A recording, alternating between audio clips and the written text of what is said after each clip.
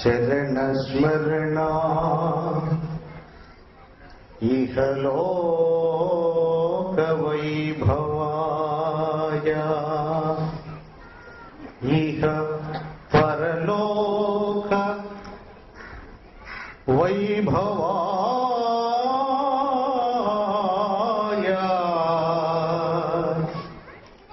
దేవతా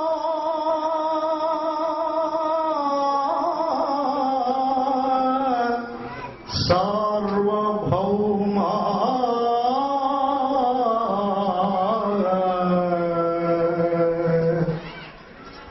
నమామి చరణముశ్రుతార్భవర్భవర్త్రయకత్రయం భో సమస్తజీవన్ముఖాన్వయహత్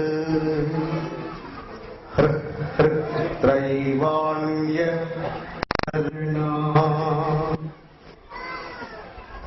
పరాత్పరుడు ఈ గోళాన్ని తను కంటి చూపుతో సంరక్షణ చేస్తున్న దత్తాత్రేయ స్వామి ప్రతి అణువులో ప్రతి అణువణువున ఆయన రూపం ప్రకృతి అంతా నిండి ఉన్న ఈ లోకం గురువుగారైన వేణుగోపాల స్వామి వారి చరణములకు నమస్కరిస్తూ ఇచ్చట ఉన్న ప్రతి భక్తులు భక్తురాండ్రు పిల్లలు పెద్దలు ఇవాళ మహాశుభమైన సమయం. ఈ మాసం మీ అందరికీ తెలిసిన విషయం. లక్ష్మీదేవి దత్తాత్రేయ స్వామి వారి వాక్కులో ఉంటుంది ఈ నెలంతా. ఆయన భక్తులు గాని ఆయన సేవలు చేసేటి వారు కాని ఆ దేవాలయాలలో నివసించేటువంటి పూజారులే కాక అక్కడ ఊడ్చుకునేటువంటి వారు కూడా సమస్తమైనటువంటి కర్మలను నరికివేసేదానికి ఈ మాసం విశేషమైన సమయం. ఇచ్చట ఉన్న ప్రతి ఒక్కరికి పూర్ణ ఆయుష్ ప్రాప్తి, పూర్ణ ఆరోగ్య ప్రాప్తి, దంపతులంతా సుఖులై మీ పిల్లలు చక్కటి విద్యావంతులై ధర్మనిష్ట సత్యవాక్ పరిపాలకులై గొప్ప అదృష్టవంతులై పిల్లలందరూ పూర్ణ ఆరోగ్యవంతులై ప్రతి ఇంట మీ ఇంటిలో లక్ష్మి ఇవాళ నుంచి శాశ్వతమై నిలచి ప్రతి దంపతులు సుఖులై శుభులై సత్యవాక్ పరిపాలకులై వర్ధిల్లెదరుగాక. శుభం. కలియుగంలో ఈ జరుగుతున్న కాలం మనందరికీ తెలిసిన విషయం. ఎవరి పని వారు చేసుకుంటున్నాం, భగవంతునితో మనకెందుకు అనుకోకుండా ఎన్నో ఉపద్రవాలు ఈ లోకాన్ని పొంచి ఉన్నాయి. చాలా మంది పెద్దలు కూడా తీర్మానం చేసి చెప్పారు, ఈ లోకం ఎప్పుడు అంతరించిపోతుందో ఏం తగులుతుందో చెప్పలేకున్నామనుకున్నారు. మన భారతదేశాన్ని మన సాంప్రదాయాల వల్లే స్త్రీమూర్తులు అఖండమైనటువంటి విజయాన్ని ఈ లోకాన్ని ఆ రోజు నుంచి ఈ రోజు వరకు సంరక్షణ చేస్తున్నారు. ఈ సాంప్రదాయాలను తీర్మానం చేసి మనకు అందించిన వారు దత్తాత్రేయుని వారసుడు. వారి నుంచే వచ్చింది. భగవంతుడు సాక్షాత్కారమైన మన కర్మలు పోవడానికి లేదు. భగవంతుడు అంటే 5 మెట్లు దాటి అవతల ఉంటాడు ఆయన. ప్రధానమైనది శీలము, రెండవది ధర్మము, దానము, అహింస, తపస్సు. వీటిని దాటి తపస్సు చేయగలిగితేనే ఆయన ఇక్కడ ఏం చేయాలో తీర్మానం చేస్తారు. ఇవి ఇప్పటి వరకు భారతదేశాన్ని రక్షిస్తుంది ఈ 5. అన్ని ప్రపంచ దేశాల కన్నా కూడా తపస్సొక్కటే కాదు ఈ దేశాన్ని, ఈ గోళాన్ని రక్షిస్తుంది ఈ 5. ప్రపంచ దేశాలలో అన్నిటికంటే కూడా భారతదేశంలో స్త్రీమూర్తి రక్షణకర్తగా ఉంది. ఆమె తపస్సు చేయదు, వేదం చదవదు, పురాణాలు చెప్పను. చదువు లేని వారు కూడా ఒక్కొక్క పల్లెటూరి వెళితే అత్తమామలకు సేవ చేస్తూ, తోడికోడళ్ళు, బావమరుదులు అనేక రకాలుగా వారిని దూషిస్తున్నా భరిస్తూ, భర్త అనుకూలించకున్నా అది భరిస్తూ జీవితం అతనితోనే పూర్తి చేయగలుగుతుంది. ఇది ఎంతటి సాహసము అంటే, అగ్నిలో దహించేటప్పుడు బాధపడకుండా ఒక వ్యక్తి ఉన్నాడు అంటే మనం ఎలా నమ్మగలం? 16 ఏళ్ల వయసులో ఒక పాపను తీసుకెళ్లి వేరే ఒక ఊరిలో వివాహం చేస్తే అక్కడ ఆమె మీద అందరూ పరీక్ష చేస్తుంటారు. ఆమెపై ఆయుధాలు వేయని వారు ఎవరుంటారు ఆ ఊరిలో? అన్నింటినీ భరిస్తుంది, అన్నింటినీ జయిస్తుంది, వారందరికీ సమాధానం చెప్తుంది, ఆ ఇంటికి వారసుల్ని కానీ ఆ ఇంటి పేరు నిలబెడుతుంది. అది శీలం. ఆ శీలం ఈ లోకాన్ని కాపాడుతుంది. ప్రపంచ దేశాలు ఎన్నెన్నో భయంకరమైనటువంటి ఉపద్రవాలు సంభవించి హరహర అని కొన్ని లక్షలాది మంది పోతున్నారు. అక్కడ కూడా దేవుడు ఉన్నాడు, ఇక్కడ దేవుడు ఉన్నాడు. ఇక్కడ రక్షించి అక్కడ శిక్షించి లేడు. ఇవి మన సాంప్రదాయాలు. ప్రధానంగా ఈ లోకాన్ని, ఈ గోళాన్ని రక్షిస్తున్న జాతి స్త్రీమూర్తి కనుక వారి ధర్మాలు వారు కోల్పోకూడదు. వారి కోసం కాదు, ఈ లోకం కోసం ప్రతి స్త్రీమూర్తి వీర పతివ్రత శిరోమణిగా ఉండాలి. ఏ స్త్రీమూర్తికైనా ఆలోచించి చూడండి, తన సుఖం కోసం ఏమైనా చేస్తుందేమో. భర్త కోసమో, పిల్లల కోసమో, తల్లిదండ్రుల కోసమో, సమాజం కోసమో జీవిస్తున్నారు. ఇంతకంటే దేవుళ్ళు ఎక్కడుంటారు? ఒకటి ధర్మం భారతదేశంలో ఉంది, అన్ని దేశాలలో లేదు. నిరుపేదవాడైనా, తిండికి లేనివాడైనా మన గ్రామానికి వస్తే 10 మంది వస్తే 10 మందిని అన్నం తినమంటాడు. వాడికి శక్తి లేదు, కూలి పని చేసుకుంటాడు. మా ఇంట్లో అన్నం లేదు పో అనడు. అది వేరే దేశాలలో లేదు. ఇలాంటి ఎన్నో మన దేశంలో ఉన్నాయి. అవన్నీ కలిసి మన లోకాన్ని కాపాడుతున్నాయి. మన దేశాల నుంచే ఎన్నో దేశాలు బ్రతుకుతున్నాయి. వీటన్నిటిని 5 దాటినాక తపస్సు.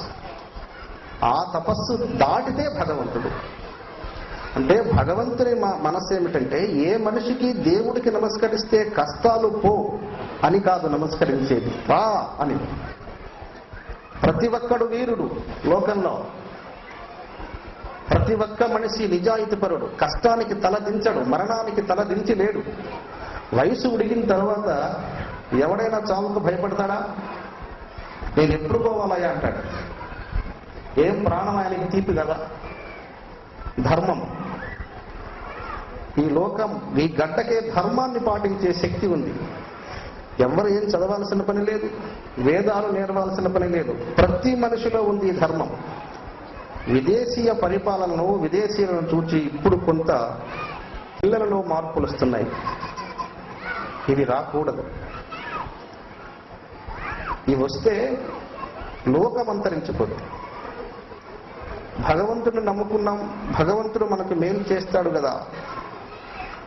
ఎలా చేస్తాడు? ఈ 5 దాటితే చేస్తాడు. భక్తులు ఎంతమంది కష్టాలలో ఉన్నారో మీకు అందరికీ తెలుసు. ఇవాళ ఈ వ్రతం ఎందుకు పెట్టామంటే, సువర్ణలక్ష్మీదేవి ఇవాళ ఈ గ్రామానికి వచ్చింది. రాత్రి సిద్ధులతో కలిసి నేను వచ్చాను. నేను ట్రైన్లో, కుమారు గారు నన్ను ట్రైన్లో తీసుకొచ్చారు. నెల్లూరులో ఉన్నాను. నాతో సిద్ధులు కొంతమంది వచ్చారు. ఈ దత్తాత్రేయ స్వామి సన్నిధి ఇది ఇప్పటిది కాదు. మీరు అనుకోవచ్చు, ఈ గుడి మొన్ననే కట్టాము, ఈ గుడిలో ఏదో ఈ మధ్యనే కొంచెం అని. ఆ భూమి లోపల దత్తాత్రేయుడు 108 కళలతో నివసించున్నాడు. 108 కళలు. సర్వదేవతలు ఆయన సన్నిధిలో ఉంటారు, ఆయన శరీరంలో ఉంటారు. సర్వధర్మాలు, సర్వవేదాలు, సర్వ చదువులు, విద్యలు, అన్ని రకాలైనటువంటి భాషలు ఆయన శరీరంలో ఉంటాయి. ఈయన ఎక్కడ తీర్మానం చేసుకుంటే అక్కడ మనం చేరతాం. ఈ భూమి లోపల అటువంటి మహాశక్తి ఉంది. లక్ష్మీదేవిని స్వామివారు పిలిచారు. ఇవాళ ఈ వచ్చిన వారు ఎవరైనా మనస్సు చలించక, నీ పిల్లల విషయమో, నీ భర్త ఆరోగ్యమో, నువ్వు ఏం చేయాలో, నీ సాధన ఏమిటో, ప్రకృతికి ఏం చేయాలో, కుటుంబానికి ఏం చేయాలో, స్త్రీమూర్తులందరూ మనస్సు ఏకాగ్రత చేసి ఒక్క 20 నిమిషాలు ప్రశాంత చిత్తంతో నేను చెప్పేది సావధానంగా వినండి. చిత్తంలో వేరేది రానియకూడదు. లక్ష్మీదేవి ఈ వ్రతం గురించి మీకు ముఖ్యంగా 3 మాటలు చెప్తాను. ఈ దాంపత్య వ్రతం అనేది కలియుగంలో లేదు. దత్తాత్రేయ స్వామి వారి వల్ల ఈ వ్రతం పుట్టింది. గతంలో ఇంద్రుడిపై యుద్ధం చేసి బలి అవమానం పాలై కొన్ని సంవత్సరములు అన్నం మానేసి రోజు పడక గదిలో మనశ్శాంతి లేకుండా ఉంటున్నాడు. కుంజావళి దేవి 3 సంవత్సరములు చూచింది భర్తను, సమాధానం చెప్పటం లేదు.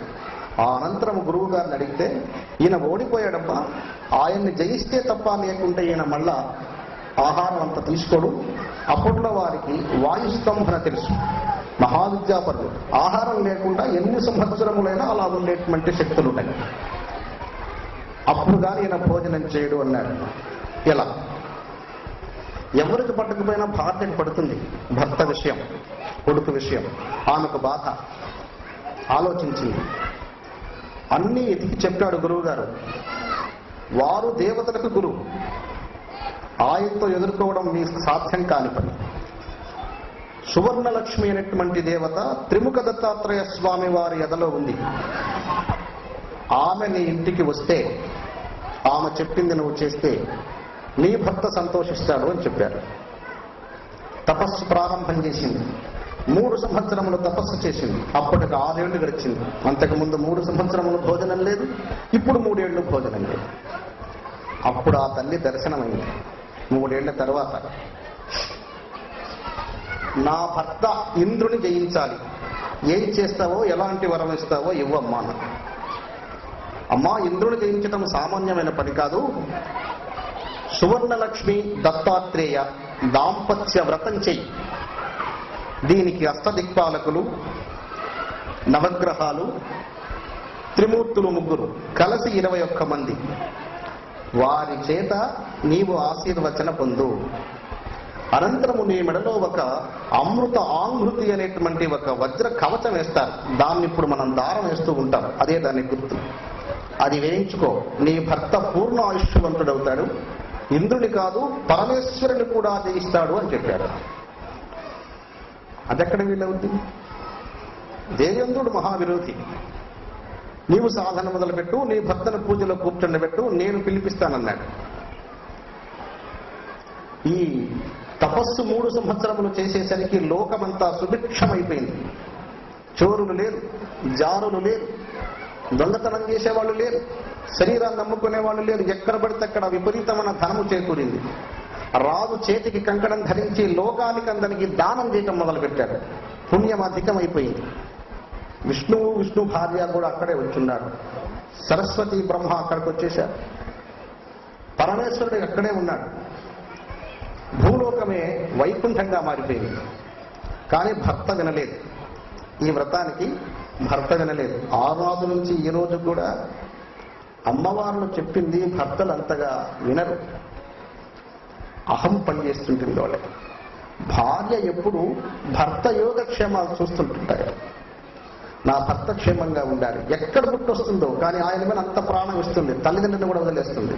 నా భర్త క్షేమంగా ఉండాలి. ఎన్ని చెప్పినా వినలేదు. పుణ్యం అధికమైపోయింది. ఇంద్రుడికి భయం వేసింది. ఈ పుణ్యం ఈ విధంగా పెరిగితే నేను నాశనం అయిపోతానని విష్ణువు కాడికి వెళ్ళి మొరపెట్టారు. ఏం చేస్తావో మాకు తెలియదు, బలి చక్రవర్తి నెల లోపల చచ్చిపోవాలి. ఇది చెయ్యకపోతే ఇక వైకుంఠం కాదు, కైలాసం కాదు, సత్యలోకం కాదు, ఇంకెవరో ఆయన్ని పోరాడి జయించలేరు అన్నారు.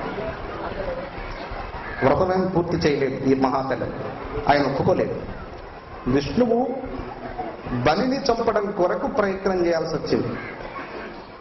చూడు, బలి చక్రవర్తి ఒక సామాన్యమైన రాజు, ధనుజ కులంలో పుట్టినవాడు, రాక్షసుడు. ఆయన్ని చంపడం కొరకు ఆయన ఎందుకు రావాల్సి వచ్చింది? అక్కడ తపస్సు, ఇక్కడ దానం. దానాన్ని మించింది ఈ ప్రపంచంలో మరి ఒక్కటి లేదు. మానవుడు ఎంతకాలం జీవిస్తాడో తెలియదు. దానం చేసే అవకాశం ఉన్నప్పుడు, దానం అంటే కోట్ల రూపాయలు కాదు, పిడికడు మెతుకులు తీసి ఒక కాకికో, ఒక ఉడతకో, ఒక పిట్టకో, ఇది దానం. నీ శక్తిని బట్టి దానం. ఈ దానం చేసే అదృష్టం జంతువులకు లేదు. మానవుడిగా జన్మించావు, భగవంతుడిగా మారే అవకాశం నీకే ఉంది. కాబట్టి నువ్వు దానం ప్రతినిత్యము చేయాలి. దానం చేయమంటే రోడ్డమ్మిడిపోయే వాళ్ళకి డబ్బులు ఇచ్చి చెడగొట్టకూడదు. వృద్ధులు, దిక్కులేని వారు, ఎతికి చేయాలి దానం. నీ బిడ్డలను నువ్వు ఎలా చూసుకుంటావో నీ బాధ్యత కూడా. ఎవరైనా ఒక బీదవాడు ఉన్నాడు, వృద్ధులు పని చేసుకునేవాడు, ఎతకాలి. ఈ అదృష్టం నీకు పోగొట్టుకుంటే ఇంక రాదు. ఆ దానము చేత ఆది విష్ణువే అతన్ని చంపాల్సిన పరిస్థితి వచ్చింది దేవతల వల్ల. ఇంకెవరు సాధ్యం కాల, అంత గొప్పది దానం. ఆది విష్ణువు వచ్చి చూస్తే అక్కడ ఋత్వీకులంతా 6,000 మంది చేరి నర్మదా నది తీరమున యజ్ఞాలు చేస్తున్నారు. 3 ఏళ్ల నుంచి చేస్తున్నారు. సామాన్యమైంది కాదు. వారందరూ ఈయన చూడగానే, ఈయన పొట్టివాడు, ఏం చేయాలో తెలియకుండా ఉన్నాడు. వారందరూ చుట్టూ ముట్టడించారు. బ్రాహ్మణులు, వారికి దైవస్మరణ, దైవ జ్ఞానం ఉంటుంది. పిచ్చి బ్రాహ్మణుడు కూడా భగవద్ దర్శనం అయితే ఆ లోకంలోకి వెళ్ళిపోతాడు. మనం వెళ్ళలేము. వారి పుట్టుకలు అలాంటివి. వారికి డబ్బు, హోదాలు ఇవి పట్టవు. భగవంతుల అనుగ్రహం, భగవత్ కళ అలాంటివి కనపడితే వాళ్ళు అక్కడే ఉట్టిని చూచిన పిల్లి వల్ల తిరుగుతూ ఉంటారు. పాలన చూస్తుంది పిల్లి, ఇంక వెళ్ళదు. అలా పట్టుకున్నారు 6,000 మంది ఋత్వీకులు. వాళ్ళు చాలా అజానుబాహులు, చక్కదనమైన వాళ్ళు. ఈయన 3 అడుగులు, ఒక్కన్ను ఇటు ఒక్కన్ను ఇటు చూస్తుంది. ఆయన వికారంగా ఉన్నాడు, 3 అడుగులు. ఆయనకు అర్థం కాల దానం చేసిన మహాత్ముని ఏ విధంగా చేయాలి, లేకుండా చేయాలంటే ఎలా చేయాలో తెలియలా. వారందరిని అడిగాడు, ఎరా బలి చక్రవర్తిని మనం ఎలా జయించాలి అని. మహాదానశీలుడండి, మన బ్రాహ్మణులందరికీ రోజు ఏం కావాలన్నా ఇస్తాడు, నువ్వు అడిగినా ఇస్తాడు అన్నాడు. అందరినీ వెంట పెట్టుకొని అక్కడికి వెళ్ళాడు. సభలో కూర్చుని ఉన్నాడు రాజు. సభంతా చాలా సంతోషభరితంగా ఉంది. నటభట గాయకులు ఎక్కడ వాళ్ళు అక్కడ మహానందంగా ఉంది. నృత్యాలు చేస్తున్నారు, సంగీతం పాడేవాళ్ళు సంగీతం పాడుతున్నారు, ఒక పక్క వేదం చదువుతున్నారు. రకరకాల ఆనందాలన్నీ అక్కడే ఉన్నాయి. ఆయన చూడగానే ఆది విష్ణువుకి భయం కలిగిందట. మానవుడే, సామాన్యమైన మానవుడు, ఆయన నుంచి భయపడటమేంటి? ఆయన చేసిన దానము శక్తి భగవంతుడైన బానిస కావాల్సిందే. దానం అంటే సామాన్యంది కాదు. ఈతడే దానవ చక్రవర్తి పొగుడుతున్నాడు. భగవంతుడు పొగట్టం ఏంటండి? ఈతడే దానవ చక్రవర్తి సురలోకేంద్రాగ్ని కాలాది దిక్పతి గర్వాపనయ ప్రవర్తి గతలోభస్ఫూర్తి నానామక వ్రతదాన ప్రణవానువర్తి సుమనో రామామనోభేదనుద్ధత చంద్రాతపకీర్తి. ఎన్ని పొగుడుతున్నాడో చూడు. వెనువెంట ఇంద్రాది దేవతలు వచ్చున్నారు. వాళ్ళకి మాట చెప్పున్నాడు. వాళ్ళు ఏమంటున్నారు? ఈయనేందయా అవమానపరుస్తానంటాడు, చంపుతానని చెప్పి వచ్చాడు, ఇక్కడికి వచ్చి పొగుడుతున్నాడు. ఇంద్రాది దేవతలని గర్వము తీసేసిన వాడు, సత్య కరుణ ధర్మోల్లాసం స్ఫూర్తి, సత్యము కరుణ ధర్మము సముద్రమంతా చేసుకుని ఉన్నాడయ్యా ఆయన. ఈయనను దర్శించడమే నాకు మహాభాగ్యమైంది అన్నాడు. సత్య కరుణ ధర్మోల్లాసం స్ఫూర్తి దానం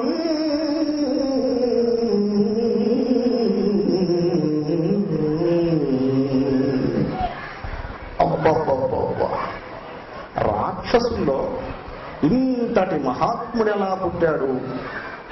ఇంద్రాది దేవతలందరినీ ఓడించాడు, వాళ్ళ గర్వాన్ని తీసేశాడు. సత్యము కరుణ దయ ప్రేమ ఎంత ఉంది మహాత్ముడి కాడ. ఇట్లాంటి ఆయన్ని దర్శించడమే నాకు మహద్భాగ్యము అన్నాడు. ఎవరు? ఆది విష్ణువు. ఎలా వచ్చాడు? మిథ్యా. చూడు, ఈయన ధనుజుడు, రాక్షసుడు. రాక్షసుడికి పరమాత్మ స్వరూపుడు 14 లోకాలు గర్భంలో దాచుకొని ఉండేటువంటి మహాత్ముడు భిక్షాందేహి అన్నాడంటే ఆయనలో ఉన్న గొప్పతనం ఏముంది? దానం. భగవంతుడిని కూడా పాదక్రాంతులు చేసే విధానం. పొగుడుతూ వస్తుంటే 6000 మంది ఋత్వీకులు ఎన్నుకున్నారు. అందరూ బ్రాహ్మణే, ఎవరికి చొక్కాలు ఉండవు, కింద ధోవతలే ఉంటాయి, అందరికి జంఘాలు పిలికలు. ఎంత అందంగా ఉన్నారంటే వారు ఆయన వెనక అది దేవలోకమేమో లేకుంటే వైకుంఠమేమో అనిపిస్తుంది.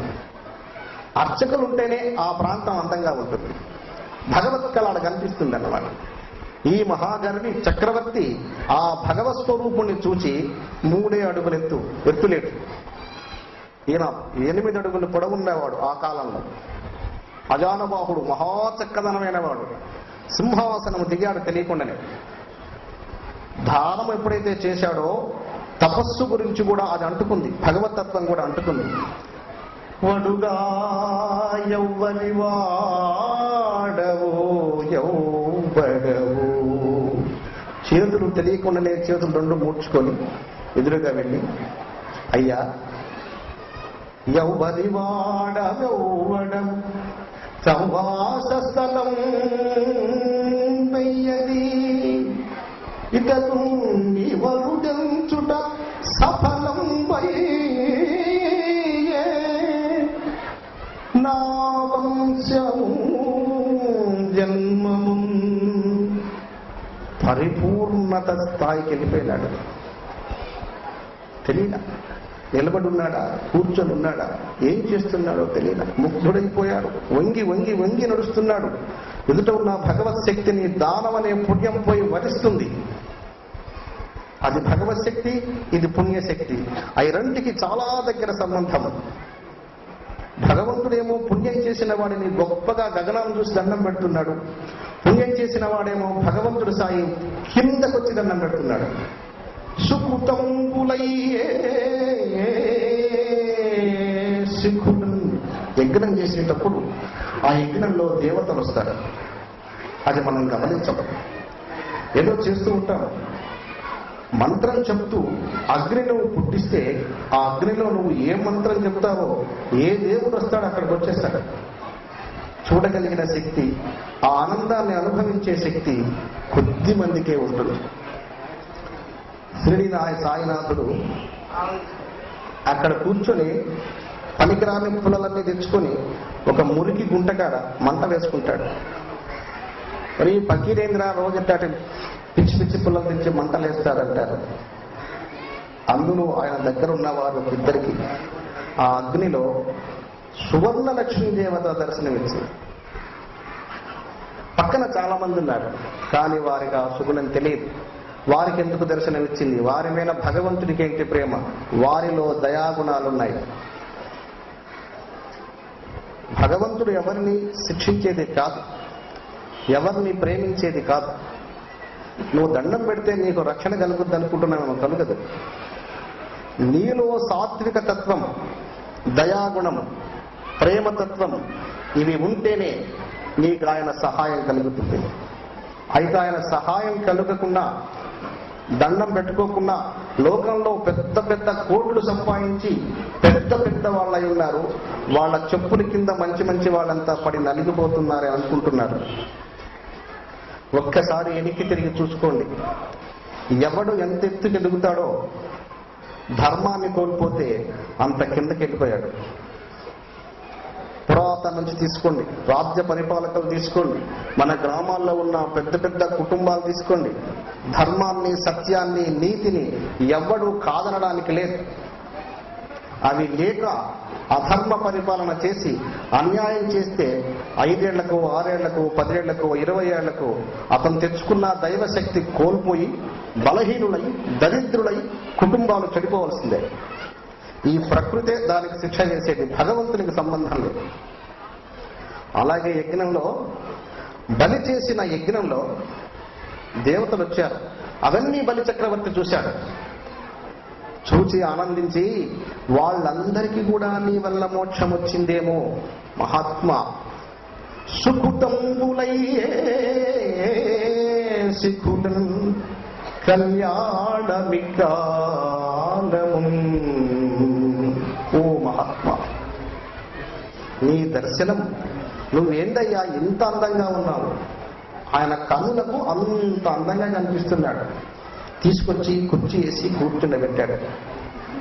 శుక్రాచార్యుల గారికి ఈ విషయాలన్నీ తెలుసని విష్ణువుకు తెలుసు.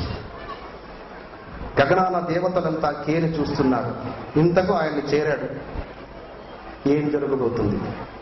వీడు చంపుతాడా, లేక మాయం చేస్తాడా, మాకు ఇబ్బంది లేకుండా తొలగిస్తాడా? అసుర, రాక్షస, యక్ష, కిన్నెర, కింపురుష, సిద్ధ, విద్యాధర, గంధర్వులు అందరూ పైచేరున్నారు. ఇందులో దేవతలకు ఒక్కరికే ఈ రహస్యం తెలుసు. ఈ అసురులకు, గంధర్వులకు తెలియల. దేవతా హంసలో ఉన్నవారు, దేవేంద్రుని వారసుడు, దేవతలొక్కడికే ఈ రహస్యం తెలుసు. అయితే వారు బయట చెప్పరు. మహామేధాశక్తి ఉన్న వాళ్ళు చాలా మంది మనలో ఉంటారు. వారు బయట మాట్లాడరు. ఎందుకని? వారికి సమయం రాదు. సమయం కానప్పుడు వారు ఎంతటి మేధావులైనా ఒక పనికిరాని విద్య ఏమి లేకుండా మాట్లాడడం చేతగానవడైనా మాట్లాడుతుంటే వింటుంటారు. అది సమయం కాదు అని వారికి తెలుసు. అదే విధంగా దేవతలకు తెలుసు కానీ చెప్పరు. రాక్షసులకు వారి గురించి తెలియదు. శుక్లాచార్యుల వారికి తెలుసు. ఆలోచిస్తున్నాడు. శుక్లాచార్యుల గారికి ఒక మైక వేశాడు విష్ణువు. పోకముందే వేశాడు. వాడిని నమ్మకూడదు. వాడికి తెలిస్తే నాన్న ఇబ్బంది జరిగిస్తున్నాడు. ఇంద్రుడికి నేను ఇచ్చిన మాట ఏం చేయలేను కదా అనుకున్నాడు. ఆ గురువు గారిని చూడగానే వట్టుండి పాదాల మీద పడి నమస్కరించి కుర్చీ ఇచ్చి కూర్చుండబెట్టి దప్పుకిచ్చి దాహం తెచ్చాడు. అయ్యా, నువ్వు ఏ దేశం నుంచి వచ్చావు, ఎక్కడి వాడవు, ఇంత చక్కగా ఉన్నావు, నిన్ను చూస్తుంటే నా 2 నేత్రాలు నీ వైపే ఉన్నాయి, ఇక పక్కకు తిరగడం లేదంటాడు. ఇది అందరూ చూసి నవ్వారు. వారందరికీ ఇకారంగా కనిపిస్తున్నాడు. ఈయనకొక్కడికే మహారూపవంతుడుగా కనిపిస్తున్నాడు. ఈయనకు పుణ్యం ఉంది. ఈయన కనుక్కున్నాడు. వారికి లేదు, వారు కనుక్కోలేదు. ఆయన అంటాడు, ఇంద్రుడు చెవులో చెప్తాడు, ఎందుకు వచ్చావు అన్నాడు కదా, ఇక చంపేసేయి, ఆలస్యం చేయొద్దు, వీడు మహాపుణ్యమూర్తి, లోకాలను జయిస్తున్నాడు, ఏం చేస్తావో మాకు తెలియదు. ఒక కీటక రూపం ఎత్తి ఆయన చుట్టూ తిరిగి చెప్తున్నాడు. ఎలా చంపగలడు? మహాపుణ్యమూర్తిని ఏం చేయగలడు చూస్తున్నాడు. చెప్పవయ్యా, ఏం పనికొచ్చావు అన్నాడు. ఏం లేదు, దానం చేస్తున్నామని విన్నాను, బ్రాహ్మణ్ణి, పిల్లవాడిని, నాకేమన్నా దానం చేస్తావేమని వచ్చాను లేవు అన్నాడు. చిరునవ్వు నవ్వాడు రాజు. నువ్వు దానం చేస్తావు అని ఎప్పుడన్నాడు? అది సహజమే, నేను పెట్టేవాడిని కదా అనే అహం కొంచెం చేరుకుంది. దానం చేసేవాడు దండం పెడతాడా? దండం పెట్టే దానం చేయాలి. ఆడ దెబ్బతినది ఆయన. అందుకే బలిచక్రవర్తి విష్ణు చేతిలో చిక్కేవాడు కాదు. కానీ నేను దానం చేస్తావు కదా అని అనుకున్నప్పుడు చిరునవ్వు నవ్వి ఒక తెలియని అహం వచ్చింది ఆయనకి. చేస్తాను, ఏం కావాలో కోరు. ఏమున్నాయో నీ దగ్గర అన్నాడు. నీ దగ్గర ఏమున్నాయో నాకు ఇవ్వడానికి. ఈయన కాడే ఉంది జోలే, మొలతాడు, ఒక తాటాకుల గొడుగు. ఈయన కాడే ఉన్నాయి, ఏమి లేవు. నీకేం కావాలో కోరమన్నాడు. నాకేయో కావాలండి, నీవేమి ఇవ్వగలవో నీ కాడేముంది. పౌరుషం వచ్చేసింది. వరచేలంబులో మాడలో ఫలములో వన్యంబులో, చెప్పు ఏం కావాలో. హరులో రత్నములో రథములో విమృష్టాన్నంబులో, మంచి భోజనం, గుర్రాలు, డబ్బులు, మంచి ఖరీదైన వస్త్రములు, మంచి ఫలములు, అడవి సంపదలు. నేను చెప్తుంటే వింటున్నాడు కానీ నాకు ఫలానా కావాలి అన్నా. పిల్లవాడు కదా, ఆ కాలంలో అమ్మాయిలను దానం చేసే తత్వం ఉంది. అప్పుడు ఆడవాళ్ళని ప్రధానం నుంచి కూడా అన్యాయం చేశారు లోకం. వారిని ఒక వ్యక్తిగా, ఒక శక్తిగా ఆ రోజు కూడా చూడలేదు. కన్యలో ఎంతమంది కావాలా నీకు అమ్మాయిని చెప్పు, దానం చేస్తా. కుర్రవాడివి కదా, వివాహం చేసుకుంటావు, బానిసగా వాడుకుంటావా? కన్యలో కరులో కాంచనమో నీకే తనములో భూములో గ్రామంబులో ఎన్ని ఎకరములు కావాలన్నా ఇస్తా, భవనములు ఇస్తా. ఏమి వద్దంటున్నాడు. గుండ్రాయవల్లి తల పెట్టుకుని అడ్డంగా తిప్పుతున్నాడు. ఏం అక్కర్లేదా? సముద్రం వరకు నా పరిపాలన ఉంది, ఇక్కడ నాకెదురే లేదు. ధరణి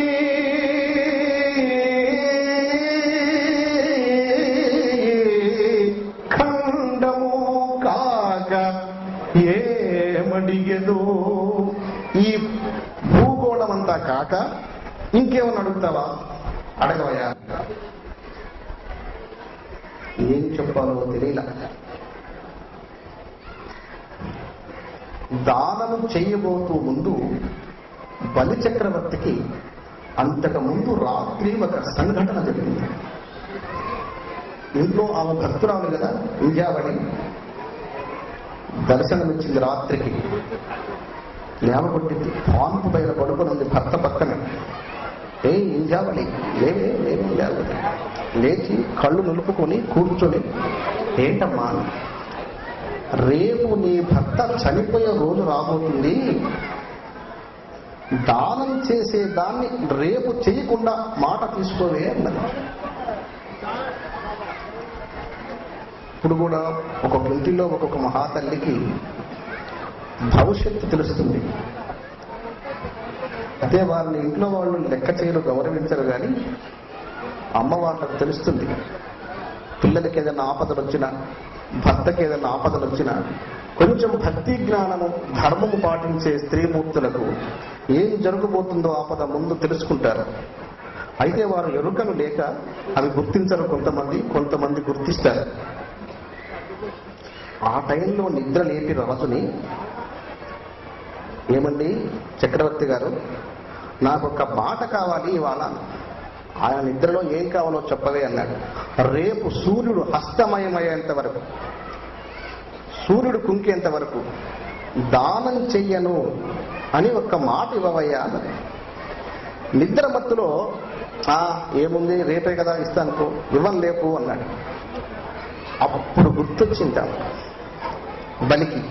కానీ సంఘంలో, సభలో ఇంతమంది భటులు, వేద పండితులు, పురోహిత బ్రాహ్మణులు, గాయకులు, మహాయుద్ధం చేసేవాళ్ళు, రథికులు, పూర్ణ రథికులు, అర్ధరథికులు అనేకులు ఉన్నారు. నీకేం కావాలో ఇస్తానని చెప్పాడు కదా, ఇంకెన్ని కెట్టబోతాడు? ఈ గొప్పతనం మనిషికి అన్యాయం చేస్తుంది. అందుకే ప్రతి మనిషి దాసుడై ఉండాలి. గొప్పగా ఉన్నాడు అంటే అతనికి కీడు సంభవిస్తుంది. ఎవడు తప్పించుకోలేడు. ఎప్పుడు దాసోహం. వాడెంతటి మనగాడైనా శరీరము నీది కాదు కనుక, శరీరము నీ సొంతం అయితే నువ్వు మనగాడని చెప్పొచ్చు. శరీరము నీది కాదు కనుక 24 గంటలు దాసోహమే ఉండాలి మనస్సులో. నేను మృచ్చుడను, శక్తిహీనుడను, అనేది మనస్సులో ఉండాలి. అని ఉన్నప్పుడు సమస్యలు రావు, గొడవలు రావు, ఎవరికి వాడు జాగ్రత్తగా ఉంటాడు. అది గుర్తొచ్చింది, కానీ ఇక్కడ అహం అడ్డం వచ్చింది. ఇంకా ఏం చెప్పలేకపోయాడు.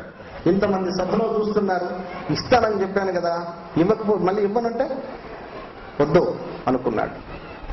శుక్రాచార్యులు గారు కూర్చొని ఉన్నారు, ఇంద్రాది దేవతలంతా పైన ఆడ తిరుగుతున్నారు, ఏం జరగబోతుందో చూస్తున్నారు. ప్రపంచం అంతా అక్కడే ఉంది. ఎందుకంటే విష్ణువు అక్కడ ఉన్నాడు, ఈశ్వరుడు అక్కడ ఉన్నాడు, బ్రహ్మ అక్కడ ఉన్నాడు, లక్ష్మీదేవి అక్కడ ఉంది. ఎక్కడెక్కడ మహాశక్తి సంపన్నులంతా అక్కడే ఉన్నారు. ఇక లోకమంతా అక్కడే ఉంది. అందరూ బలి చక్రవర్తి చుట్టే భజన చేస్తున్నారు. చూడు అయిపోయింది.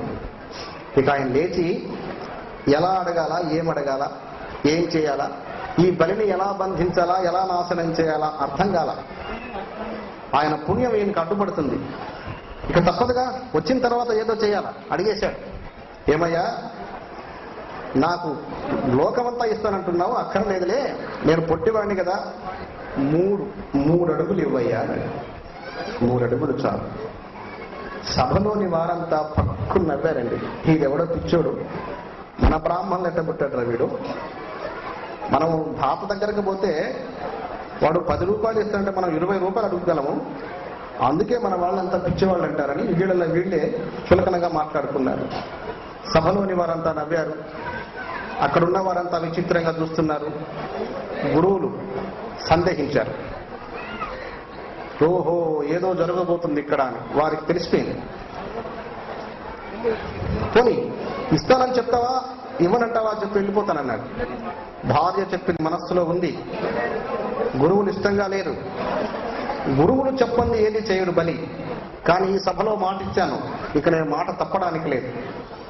అసలు నేను దానం చేస్తున్నాను కదా, దానం చేసేటప్పుడు నేను చేయకుండా ఉంటానంటే మళ్ళీ ఇన్ని ప్రశ్నలు వచ్చాయి. ఇచ్చేస్తాను, నీకు 3 అడుగులు కావాలన్నావు కదా, తీసుకోమన్నాడు. తీసుకో అన్న తర్వాతనే శుక్రాచార్యుల మైకం పనిచేసింది. వెళ్ళి పిలిచి చెప్పాడు, ఒరే నాయన, గంట లోపల నువ్వు చనిపోతావు, నీ రాజ్యం భస్మం మాయమైపోతుంది, నువ్వు ఉండలేవు, అయ్యే పని కాదు. నిన్ను బ్రతికించడం కోసమే నీ భార్య అనేక కష్టాలు పడి 3 సంవత్సరాలు తపస్సు చేసి ఈ లోకాన్ని సుభిక్షం చేసింది. దానమయ్యను అని ఒక్క మాట చెప్పి నేను చూసుకుంటాను తర్వాత అన్నాడు. వింటా ధౌన్యాన్వయహత్ ఘన్ ఖన్వాన్వయాన్వయః పుణ్యహోద్వయద్వయః. లోకాలన్నీ చూస్తున్నాయి, 14 లోకాలు నేను చేయబోతున్న విషయాన్ని చూస్తున్నాయి. గురువు గారు అమృణ్యననాన్వాయః ధృణితాన్వా విషధే విహృతమాన్వయః. నీవు నన్ను కోపగించుకో, అరాచకంగా మాట్లాడుకో, ఈ సభలో నన్ను తిట్టు, నేను దానం ఇవ్వాల్సిందే, ఇస్తానని చెప్పాను, నేను మాట తప్పనన్నాడు. విన్నాడు. ఇక నా మాట వీడు వినడని భార్యను పిలిపించాడు, వింధ్యావళి దేవి. ఆమెకు రాకనే విషయాన్ని చెప్పాడు. విషయమంతా విన్నది. గుండెలు నలిగిపోతున్నాయి. ప్రభురాణి వస్తుంటే వారి వెంట చాలా మంది ఆడవాళ్ళు వస్తారు. వారికి కొన్ని లెక్కలుంటాయి, అవన్నీ కోల్పోయింది. విషయం వినగానే కళ్ళమ్మిడి ధారలైపోతున్నాయి. సభంతా విచిత్రంగా చూస్తున్నారు. స్వామి చెంతకొచ్చి భర్త పాదాలపై పట్టుకొని క్షౌన్యాన్వయహత్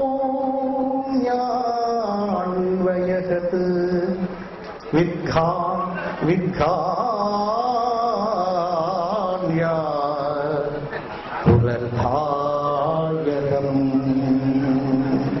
అయ్యా, రాత్రి నాకు అమ్మవారు కలలో చెప్పింది, అది సత్యము, నీకు చెప్పాను. ఈ వాడ వచ్చిన వాడు ఉద్దండు, గొప్ప శక్తి సంపన్నుడు. ఈయన మాట విని నువ్వు దానం చేస్తే రాజ్యం తీసుకోమని నాకు అభ్యంతరం లేదు, నా పిల్లలు పోయినా నాకు పర్వాలేదు. నీవు వెళితే నా జన్మ అనర్థకమైపోతుంది ప్రభు. ఈయన నిన్ను వదలడు, నిన్ను చంపడం కొరకే వచ్చాడు. సువర్ణలక్ష్మీ దేవత నాకు రోజు చెప్తుంది, వ్రతానికి తమరు కూర్చోలేదు, నీకు ఆయుష్ ఇవ్వడానికి అవకాశం లేదు, నీ చుట్టూ గ్రహాలు ఉన్నాయి, వీటిని తొలగించాలంటే ఆమె ఆయుష్ ఇవ్వాలంటే నేను ఈ వ్రతం చేయాలి, ఈ వ్రతం వాళ్ళు ఒప్పుకోలేదు, నా మాట విను. విశ్వమాన్వయద్వయా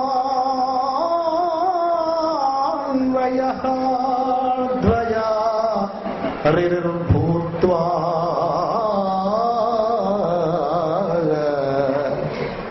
బయట జారిపోయి చక్కనైన రూపవతి తన భార్య వింధ్యావళి చంద్రుని వలె ఉంటుంది, ప్రకాశిస్తుంది. ఆమె ముఖము వాడిపోయింది. ఆమెకు అర్థమైంది, గురువుకు అర్థమైంది, గురువులందరికీ అర్థమైంది. ఇంకొక గంటలో బలి నాశనమైపోతున్నాడు, సమస్య తెలిసిపోయింది. పాదాలు పైబడి వేడి ప్రశాంతంగా భార్య కంటి నీరు చూస్తూ అలా ఉండిపోయాడు. తిరిగి భార్యకు సమాధానం చెప్పలేదు. భార్య శీలవతి, పతివ్రత, ఆమెంట ఆయనకి సర్వ పంచ ప్రాణాలు, తన హృదయం, తను బ్రతుకు ఆమె. అలా ప్రేమిస్తారు భార్యలను. అయినా వినరు. ఎందుకు వినరు? అశరీర గ్రహాలు ప్రతి మనిషిలో ఉంటాయి, ఇవి వెళ్ళవు. ఎన్నో లక్షలాది మంది చనిపోయారు కదా, వాళ్ళు ఇంకొక లోకం లేదు పోవడానికి, ఇక్కడే ఉంటారు. వారందరూ నీ చుట్టూ తిరుగుతుంటారు, వారికి ఇష్టం. నువ్వు ఎక్కడికన్నా బయటికి వెళితే నీ ఇంటికి నువ్వు వెళ్లాల్సిందేగా, వెళ్లకుండా ఉండలేవు. అలాగే శరీరం పోగొట్టుకున్న ప్రతి మనిషి ఇక్కడే ఉన్నాడు. శరీరం పోయిన తర్వాత ఇంకేం చేస్తాడు? దానం చేస్తాడా? తపస్సు చేస్తాడా? ఏమన్నా భగవంతుడిని కొనియాడగలడా? నాలుక పలికినప్పుడే భగవన్నామ స్మరణ చేయాలి, చేతులు పని చేసినప్పుడే దానం చేయాలి, నువ్వు నడవగలిగినప్పుడే, నీ తల పని చేసినప్పుడే పరుజీవులకు సహాయం చేయాలి. ఇది మహామోక్షానికంటే మహా గొప్ప శక్తి. ఇది నువ్వు పని చేయకుండా ఉన్నంతకాలం వేరే చేసుకుని అయిపోయినాక ఏం చేస్తావు? మళ్ళీ పుడతావా? పుట్టడానికి ఏం చేశావు? పుట్టే పని లేదు. ఎవ్వడు జీవితాన్ని వ్యర్థం చేసుకుంటే వాడికి గతి లేదు. సూర్య చంద్రాదులు ఉన్నంత వరకు ప్రేతాత్మలుగా ఉండాల్సిందే. దేవుడు ఏం చేయలేడు. దేవుడు ఏమన్నా చేసే పని అయితే ఈ బాంబులన్నీ పెట్టేయన్ని ఆపేయచ్చుగా. ఆయన దయలేని వాడా? భూకంపాలన్నీ ఆపేయచ్చుగా. కుంటి వాళ్ళని, గుడ్డి వాళ్ళని వీళ్ళందరూ ఎందుకు పుట్టించడం? బ్రహ్మాండంగా తయారు చేయొచ్చుగా. రోజు నరహత్యలు చేసేవాడికాడికైనా ఒక దంపతులు వెళితే, అయ్యా నీ ఆశీర్వచన కావాలంటే వాడికి దయగుణం కలిగి వాళ్ళిద్దరికి డబ్బులు ఇచ్చి అక్షింతలేసి దండం పెట్టించుకొని తృప్తి పడతాడు. వాడు నరహంతకుడు. మరి అంత హంతకుడికి అంత దయగలిగినప్పుడు 14 లోకాలు తన గర్భంలో దాచిన మహాభగవశక్తికి దయ లేదా? ఉంది. ఏమి చేయలేడు. వయస్సున ఉన్న భర్త ప్రాణం పోతుంటే భార్య ప్రాణాలు విల విల విల విల విల కొట్టుకుంటుంది. ఆ బాధ ఏమని చెప్తావు? ప్రేమించిన భార్య తన ముందర క్యాన్సర్తో చచ్చిపోతుంటే చూస్తుంటాడు. ఏం చేస్తాడు? ఎవ్వడు ఏమి చేయలేడు. బలహీనులు మనుషులు. కారణం ఏమిటి? తను పరివర్తన. దరిద్రం అనుభవిస్తున్నాను, నేను సత్యంగా ఉన్నాను, ఇంటి మీద తాటి ఆకులు లేవంటాడు ఒక ఆయన. తాటి ఆకులు లేకపోయినా నిద్ర వస్తుంది. నిద్ర రాదా? ఆకలి తీరదా? నీకు భార్య లేదా? నీకు భర్త లేడా? నీకు పిల్లలు లేరా? ఫ్లైట్లో తిరిగి 1000 కోట్లు సంపాదించే వాడికి నిద్ర రాదు. వాడికి నిద్ర లేదు. భార్య భర్త ఆనందం లేదు, పిల్లలతో ప్రేమ లేదు, నరకం. మనిషికి కావలసింది శాంతి. నువ్వు కట్టిన భవనము, సంపాదించిన భూమి, పెట్టుకున్న బంగారం ఇక్కడే పోతుంది. నీ వెంట వస్తుందా? శాంతి వస్తుంది నీకు. అందుకే ప్రతి మనిషి శరీరం ఉన్నప్పుడే దానం చేయాలి, ప్రతి మనిషి భక్తి చేయాలి, నాలుక పలికినప్పుడే భగవన్నామ స్మరణ చేయాలి, ప్రతి స్త్రీమూర్తిని దైవంగా చూడాలి. ఎందుకు? ఈ లోకాన్ని కాపాడింది స్త్రీ జాతి. వారు తప్పులు చేయకూడదు. వారు తప్పులు చేసే లోకం ఉండదు. ఇంకా మన భారతదేశంలో 70% వీర పతివ్రత శిరోమణులు ఉన్నారు. కనుకనే మన భారతదేశం చక్కగా వర్ధిల్లుతుంది, పుష్కలంగా ఉన్నారు. వారు మనలాగా మనుషులే. వారికి చిత్త చంచల్యం ఉంటుంది, వారికి కోరికలు ఉంటాయి. మధ్య స్థాయిలో ఉన్న వాళ్ళకి, నిరుపేదలకు, ఎత్తుటి వాళ్ళని చూసి భ్రమలు పడతారు. కానీ వారి ధర్మం వాళ్ళు కోల్పోరు. యజమాని దగ్గర పనిచేస్తుంటారు, యజమాని దగ్గర ఒక కూలివాడు, కూలివాని భార్య, వీళ్ళకు కూడా వాళ్ళని చూసి భ్రమిస్తుంటారు. చాలా బాగున్నారు వాళ్ళు, బాగా ఆస్తి ఉంది, బాగా వాచీలు ఉన్నాయి, ఉంగరాలు ఉన్నాయి, బంగారం ఉంది, ఫ్లైట్లో పోతున్నారు అనుకుంటారేమో కానీ భర్తను దాటి ఆ భార్య పోదు. ఇది మన దేశంలో ఉన్న గొప్ప శక్తి. వీర పతివ్రత శిరోమణులు. పురాతన భగవంతుడు ప్రతిరూపంగా ఇచ్చాడు మనకి స్త్రీమూర్తిని. కనుక ప్రతి స్త్రీమూర్తిని దైవంగా భావిస్తే నీకే మంచిది, పుణ్యం మిగులుతుంది. నీ తల్లి, నీ భార్య, నీ చెల్లి ఒకటే శరీరం. చూడండి, చిత్తంలో మార్పు అంతే. చేతులు, కాళ్ళు, శరీరము, కళ్ళు, నేత్రాలు మొత్తం ఒకటే శరీరం, కానీ చిత్తంలో మార్పు. ఏదైనా చిత్తాన్ని సమకూర్చుకుంటే నువ్వు మహాత్ముడు అవుతావు, భగవంతుడు అవుతావు. శ్రీని సాయినాథుడు, గొలగముడి వెంకయ్య, మెహర్ బాబాజీ తల్లి కడుపు నుంచి వచ్చిన వారే. మనం అలాగే వచ్చాం. మనం దెయ్యాలం అయిపోతున్నాం. వారు భగవంతుళ్ళ ఈ లోకాన్ని కాపాడుతున్నారు. నువ్వెందుకు కాపాడవు? మనస్సు నిలబెడితే నువ్వు దేవుడివే, ఇక వేరే మాటే లేదు. నిలబెట్టిన వాళ్ళంతా దేవతలే. మనస్సు నిలబెట్టుకోకపోతేనే దెయ్యాలి. చచ్చినాకేమైపోతాం అనుకుంటారు, ఏమి కాము, ఇక్కడే ఉంటాం. నడుము నిరిగి మంచాన పడ్డావు, ఎక్కడికి పోతావు? ఇక్కడే. కాళ్ళు పనిచేయాలి, ఇక్కడే ఉంటావు. శరీరం కూడా అంతే. పదవి పోయిన వాడు ఏ విధంగా బాధపడతాడో, శరీరం పోయిన వాడు కూడా ఇక్కడే బాధపడతాడు. దీనికి మన భారతదేశంలో ఉన్న మన అదృష్టం ఏంటంటే, దేవాలయాలు, వేద బ్రాహ్మలు, పురోహిత బ్రాహ్మలు ఈ లోకాన్ని సంరక్షించడానికి, సరైన మార్గంలో నడిపించడానికి మనకి వాళ్ళు భగవంతులు. పిచ్చి బ్రాహ్మణుడు కనపడ్డ నమస్కారం చేస్తే మంచిది, తిక్కలోడు కానీ మనకేంటి? గుడి లేకపోయే రోజు 24 గంటల్లో 10 గంటలు భగవన్ నామస్మరణ చేస్తాడు. ఇంతకంటే మనకేం కావాలి? అది 5వది తపస్సు అనేది. అందులో ఉంటారు వాళ్ళు. వారి నుంచే మనకి ఈ లోకంలో వారు ఎక్కడ కూర్చున్న వాళ్ళు చెప్పే ఇవే. త్రాగుడు గురించి కానీ, జోదాల గురించి కానీ ఇవి చెప్పరు. గుడిలో బ్రాహ్మణ గారు కూర్చుంటే వాడు తప్పు చేసుకుని మనకు అనవసరం, మనకు చెప్పేది మాత్రం మంచిది. కనుక శక్తిని, దైవతత్వాన్ని పొందడానికి ప్రతి స్త్రీమూర్తిని గౌరవించాల్సిన అవసరం ఉంది. ఇక్కడ బలి చక్రవర్తి చూస్తున్నాడు భార్య, ఆయనకు కూడా జ్ఞానం ఉంది, చచ్చిపోతాం తెలుస్తుంది. అంతా విని చివరిలో ఒకటి చెప్పాడు.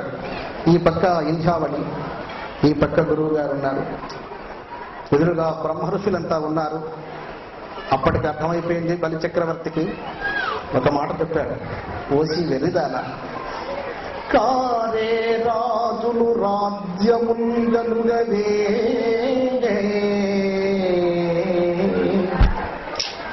గర్వోపతిన్ వందిదే, వారేరి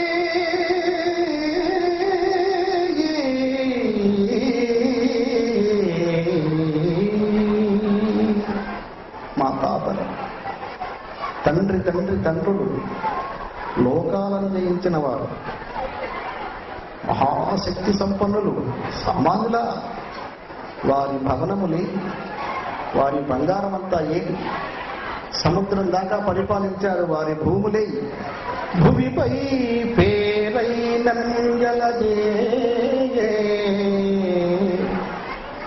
గుర్తున్నారు ఎవరన్నా? మనకు 10 తరాల ముందు వారు ఎవరో మనం చెప్పగలమా?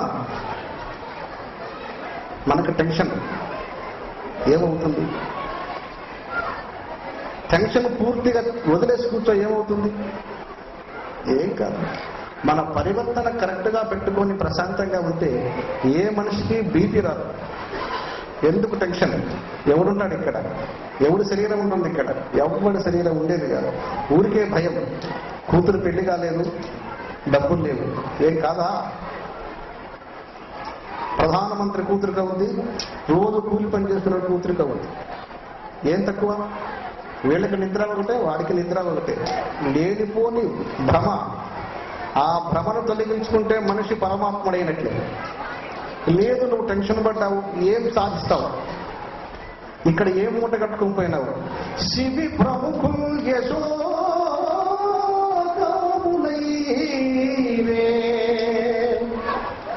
శివి చక్రవర్తి మాంసాన్ని కత్తితో కోసి దానం చేసేశాడు. వారలం మరచిరే ఇక్కాలమునన్. ఎంత సమయం గడిచింది? వారలం మరచిరే ఇక్కాలమునన్ భార్గవా.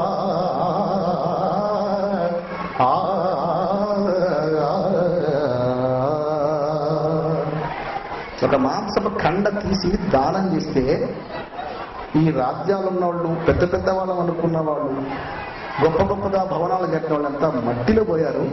అంత మాంసం దానం చేసిన వాడు సూర్యుడు చంద్రుడు ఉన్నంత వరకు ఉన్నారా లేరా? కనుక వాళ్ళు అనుకోవద్దు.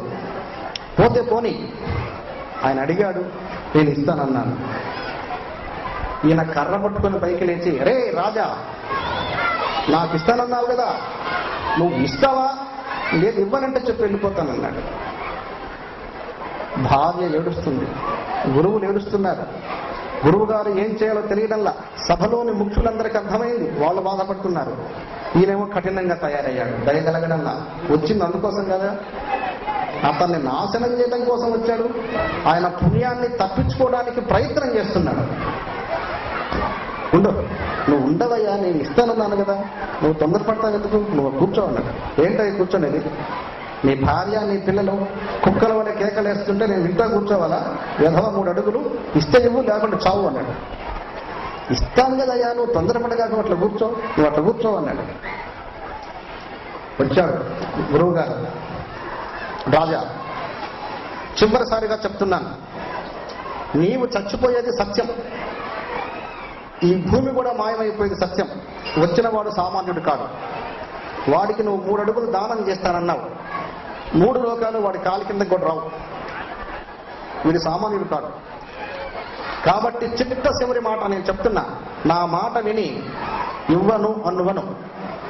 ఆ తర్వాత నేను చూసుకుంటా, వాడిని ఏం చేయాలో నా శక్తి ధారపోసి నీకు రాజ్యాన్ని, నీ భార్యని నీ కంటగట్టుతానన్నాడు. ఏమయ్యా గురువు గారు, ఏం చెప్తున్నావు నువ్వు? 14 లోకాలు ఈయన గర్భంలో ఉన్నాయని చెప్తున్నావు. అంతటి మహాత్ముడైతే ఈ 14 లోకాలు జయించి తపస్సు చేస్తుంది ఎవరి కోసం? లక్ష్మీదేవి కోసం, ఆమె దర్శనం కోసం. ఈయన ఆమె భర్తను నువ్వు చెప్తున్నావు. ఆది శ్రీ సతి కొప్పుపై, ఆది శ్రీ సతి కొప్పుపై ఆమె శిరస్సున ఎవడన్నా చేపెట్టగలడా? అటువంటి చెయ్యది. ఆది శ్రీ సతి కొప్పుపై హంసోత్తరీయంబుపై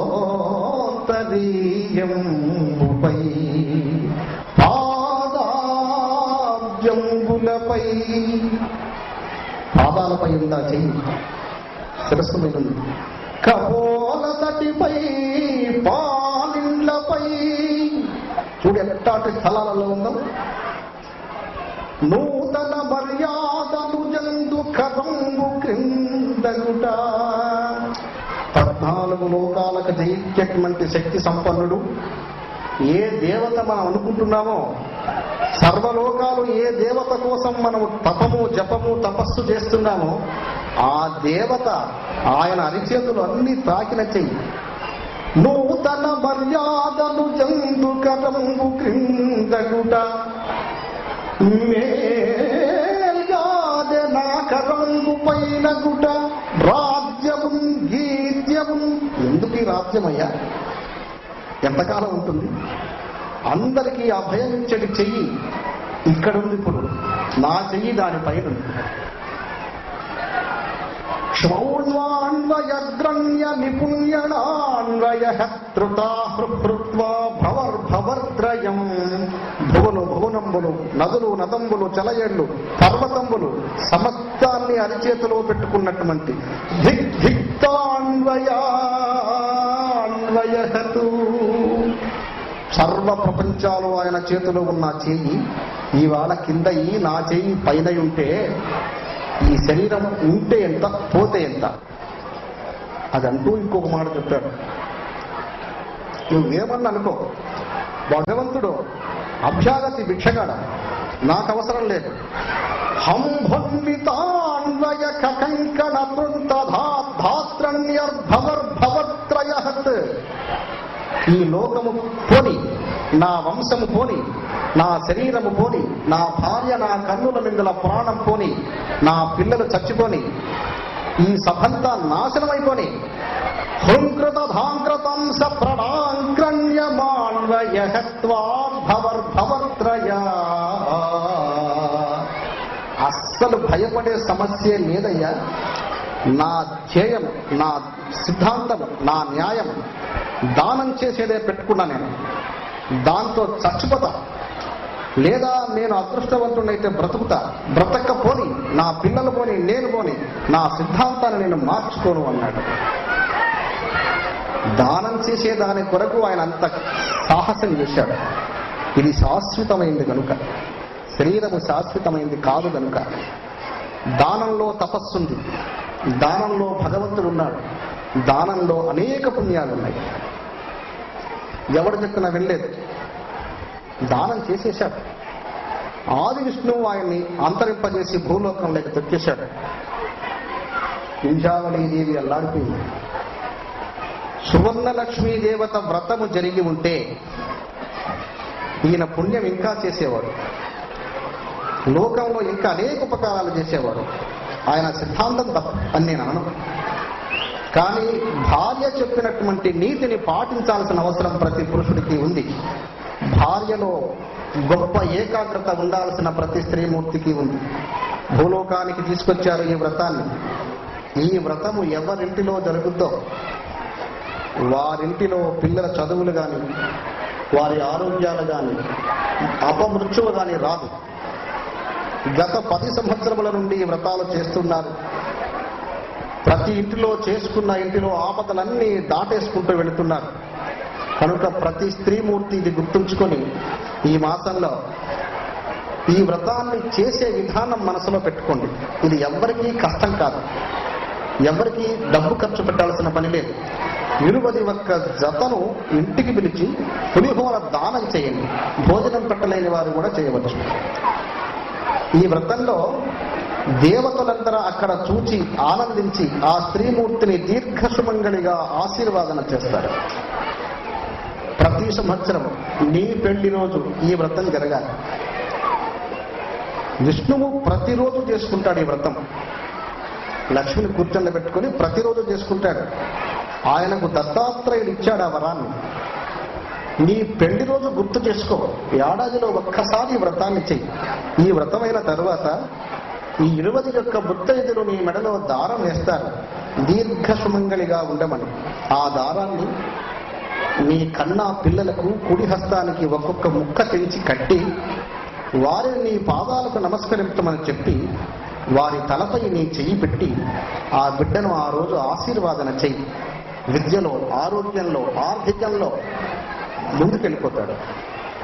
భర్తను తప్పనిసరిగా ఆయన చేతికి కూడా కట్టి భర్తను ఆశీర్వాదన చెయ్యి. ఆయనకు మరలా నీ పెళ్లి రోజు వరకు యాక్సిడెంట్లు కానీ, నష్టాలు కానీ, ఆయనేమో ఇబ్బందులు పడడం కానీ, ఇంకేమైనా కష్టం రావడం కానీ రాదు. నువ్వు నిష్ఠతో ఈ పూజ చేస్తే దీనికి నియమం ఏమీ లేదు, బ్రహ్మచర్యాలు అవసరం లేదు. మనసు ఏకాగ్రతగా ప్రతి స్త్రీమూర్తి సాంప్రదాయబద్ధంగా ఉంటే చాలు. సమస్త దోషాలను మీరే హరింపజేసుకునే మహాశక్తి ఈ వ్రతం. వేణుదత్త సువర్ణలక్ష్మీ దేవత ఈ వ్రతాన్ని ప్రతి ఇంటిలో చేసుకోండి. ఇక్కడ నేను ప్రతి సంవత్సరం వస్తాను. కుమారు గారికి ఒక మంచి కోరిక ఉంది. ఈ ప్రాంతీయమంతా సుభిక్షంగా ఉండాలని ఆయన ఆశ. ప్రతి కుటుంబంలో కష్టాలు ఉండకూడదు.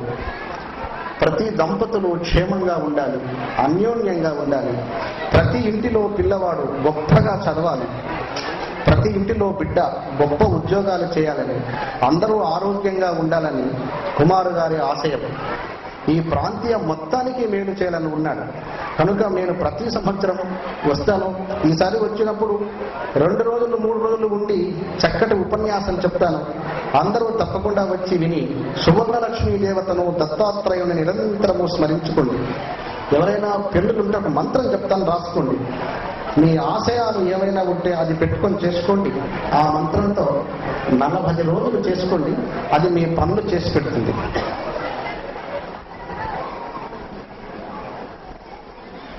ఎప్పుడైనా చేయవచ్చు. అవకాశం ఉన్నవాళ్ళు భర్తని ప్రక్కన కూర్చుండబెట్టుకొని భార్యాభర్తలు చేస్తే ఈ మంత్రం చాలా మంచిది. సర్వశక్తులు, భగవత్ సహాయము, భగవత్ కళలు ప్రతి స్త్రీమూర్తిలో ఉంది. ఆడవాళ్లకు భగవంతుడు దగ్గర ఎందుకు అంటే, ఈ సృష్టి మొదట చేసేదానికి ఆమెను తయారు చేసింది ఆయనే, పురుషుల్ని ఆయన తయారు చేయలేదు. జీవుల ఘోష పడలేక ఈ లోకాన్ని ఎలా ఉద్భవింపచేయాలి, దీన్ని ఎలా ముందుకు తీసుకెళ్లాలని ఆయనకు ప్రతిరూపంగా, అంటే వ్యవసాయం చేసేవాడికి ఒక పక్క ఒక కోడ, ఇంకో పక్క ఇంకో కోడ కూడా ఉంటుంది. అలాగా ఒక పక్క భుజం ఆ నగలు ఆయన పెట్టుకొని ఒక నగలు స్త్రీమూర్తి భుజాన పెట్టాడు. కనుకనే ఆ విలువలు మన పెద్దవాళ్ళు తెలుసుకున్నారు. మునులు, మునీశ్వరులు, యతీశ్వరులు కనుక్కొని మనకు ఆ రహస్యం చెప్పారు. అది మనం గమనించాలి. కనుక భార్య పక్కన కూర్చొని ధ్యానం చేసిన తరువాత భార్య ఆశీర్వచనం మహోన్నతంగా పనిచేస్తుంది. అందరూ తీసుకోండి, తప్పులేదు. భార్య కంటే దేవుడే లేడు. నీ యోగము, నీ క్షేమం కోరేది మహాతల్లి ఆమె కదా. ఏం తప్పు లేదు, చిక్కుపడాల్సిన అవసరం లేదు. నీకు ఉపకారం చేసి నీ వంశాన్ని ప్రతిరూపము నీకు చూపించి నీకు అన్ని యోగక్షేమాలు చేసి నీకు ఆనందాన్ని ఇచ్చే మనిషిని గొప్పగా చెప్తే తప్పేంటి? రాసుకోండి, చెప్తాను మంత్రం. ఓం ఘ్నా ఘ్నా దారాసి, కింద ఘారాసి, దా మామూలు దా, కింద ఘా, దాని కింద అణ ఉంది కదా, అణ, నా కాకుండా అణ, అది ఘ్నా. ఓం ఘ్నా. అమ్మవారి హృదయంలో ఉంటుంది ఈ బీజం.